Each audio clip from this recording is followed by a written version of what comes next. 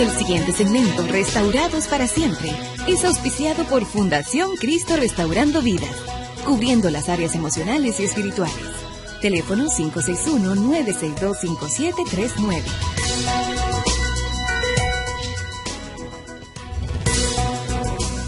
Hola, soy Mónica Salcedo de tu programa Restaurados para Siempre. En el programa anterior estábamos hablando de cómo vencer el miedo.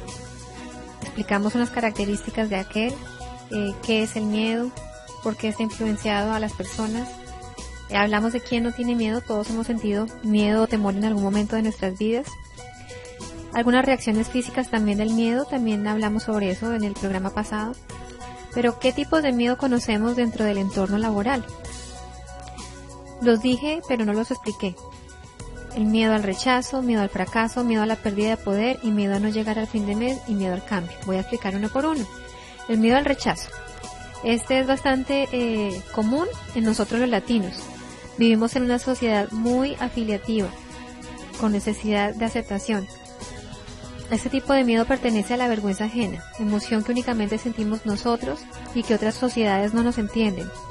También el temor a hablar en público. El miedo al fracaso es otro temor, es más acentuado en las sociedades anglosajonas. Esto es debido a su religión.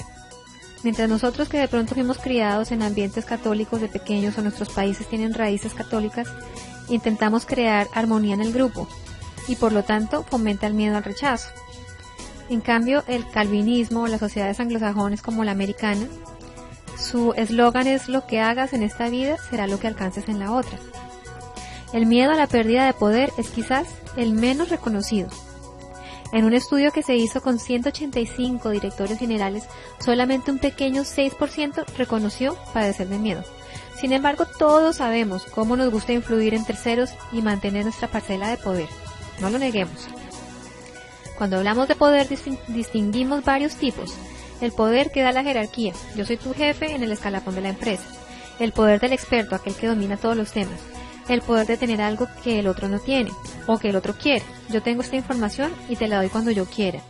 El poder de la influencia. Soy la secretaria del director general y le hago llegar la información como quiero. El poder de la opinión.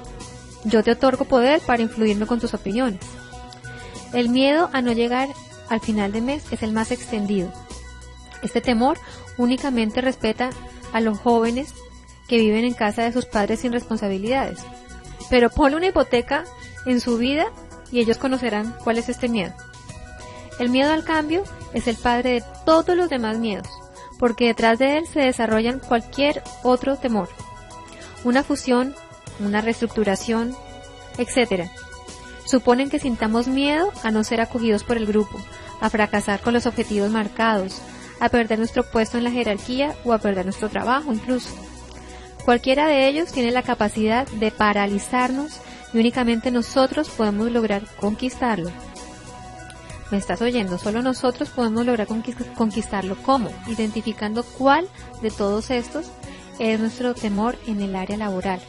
Estoy hablando específicamente del área laboral para que reconozcamos el temor y podamos ser libres en el área laboral donde estamos, donde el Señor nos plantó. ¿Cuáles son los temores que no nos dejan fluir como Dios quiere que lo hagamos?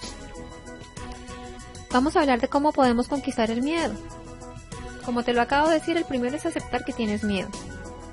Todos padecemos de miedo y no es un síntoma de debilidad reconocerlo.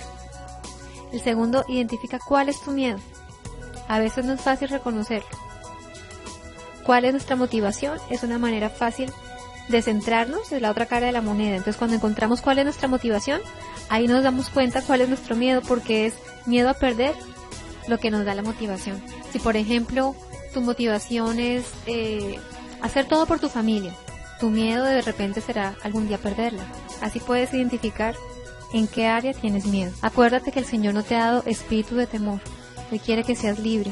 Y recuerda una cosa, Él no te dejará ni te abandonará. Que Dios te bendiga.